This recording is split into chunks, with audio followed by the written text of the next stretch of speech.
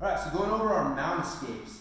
If someone's got you mounted, you have to be aware of a few things.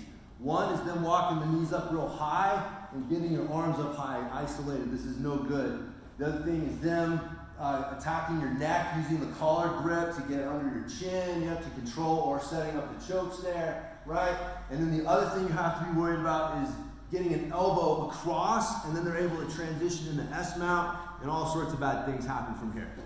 So to address that, we want to maintain elbow discipline. That'll help address a lot of this stuff. And so what that means is I'm going to get one elbow up to their hip. I'm trying to get my elbow to connect to her hip. It's not going to, but that's my intention. This makes it harder for her to push across because of the friction. It makes it hard for them to walk up, right? Especially if I reinforce it on this side with a frame. I got this hand on this wrist, and so I'm able to reinforce it. It makes it real hard for them to walk up. Preferably, I'm able to get the elbow that's on the floor inside of their knee, so I can use to pry that out. And then I also want one leg flat. Again, preferably the one on the side that I'm getting under that leg. If they have the grapevine going on, I turn my leg to the side, straighten it out, and then flatten the leg out so they can't get back under. And if they have their feet together, I just find their feet, stomp on them, they will separate it. It's uncomfortable.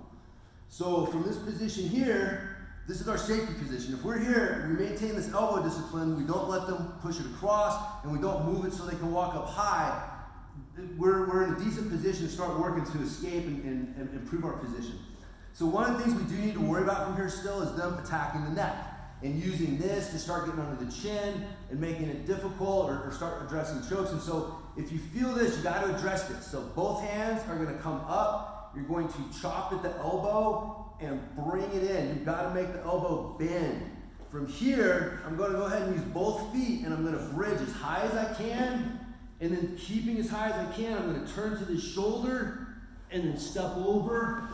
And again, I'm not out of trouble yet, right? They still have this collar grip, so I have to address that. Both hands on it, take out the slack, turn so the pinky is facing out, and then break the grip, looking to get out of their closed guard. So the other thing that we can do is our preferred escape.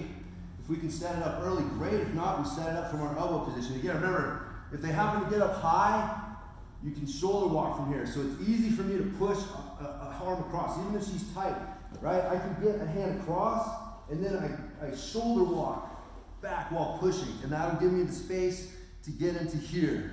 And then what I'm going to do, this hand here is going to go to the hip. I'm going to find the hip bone and cup it, no fingers. And then I'm going to use this to brace and to get the other hand on the other hip.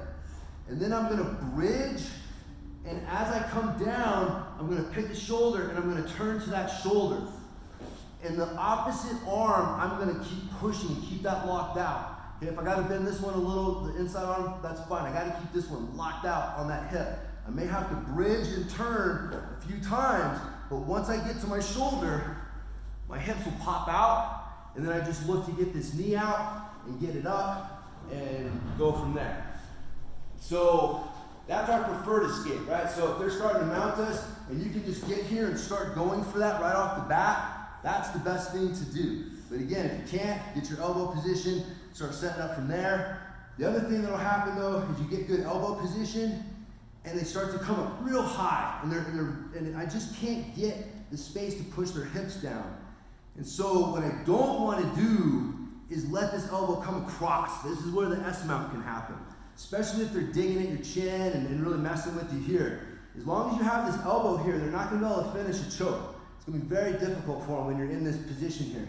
So what I'm going to do is I'm going to turn my hips, my belly button, to the side, and then I'm going to angle my knee. I want to angle it down. You see it's turned into the ground.